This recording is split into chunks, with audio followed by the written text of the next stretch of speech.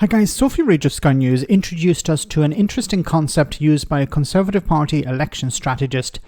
You need to remove the barnacles from the boat. But as Sophie points out here, the Tory situation is more barnacle than boat. The Conservatives have no core message. They are not even running as Tories in many cases. Their candidates are printing out green and even red flyers.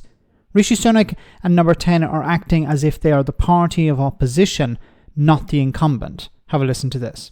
We're now just 10 days away from the election, so the campaign, of course, is in overdrive. Debates, interviews, campaign stops.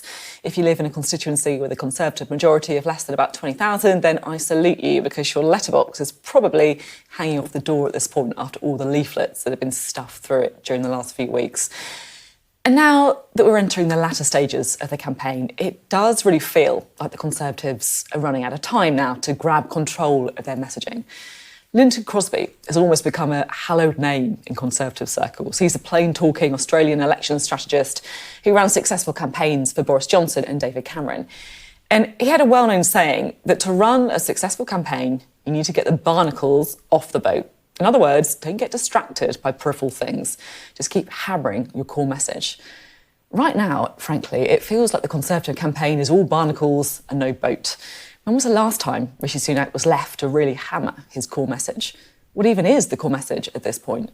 Instead, every day, it seems that there is something else threatening to sink the Conservative campaign boat, whether it was the gaffe on D-Day or gambling and the Prime Minister sucked into another round of media interviews where he's just not hitting the messages that he wants to. And now he's running out of opportunities to do just that. Well said, Sophie. Now, you can't have a vision for the future if you've not delivered anything since the last election. Like, with the exception of Brexit, which is something that the Tories want to ignore, it seems, they've achieved nothing. They said that they would build 40 new hospitals. They didn't do that. They would reduce class sizes. Class sizes have increased. They'd reduce the NHS waiting list. It has dramatically increased. And they tried to blame it on the pandemic, but it was increasing before that. They said they would reduce immigration. It's at record levels. They said they would build more houses. Actually, they have not achieved anything near that. They would reduce poverty. Poverty has increased over the last number of years. And they said that they would level up, just to name a few things. So you can lie to get into power, but unless you deliver something, the public will punish you. I think the Conservatives actually know this. So instead of actually running on their platform, on what they have achieved, which is nothing, they're running as an opposition party. Day after day, they're attacking Starmer or they're attacking the Labour Party and never mentioning what the Tories have actually done because the public don't believe them anymore. A dishonest campaign is doomed to fail, and this is exactly what it is, a dishonest campaign.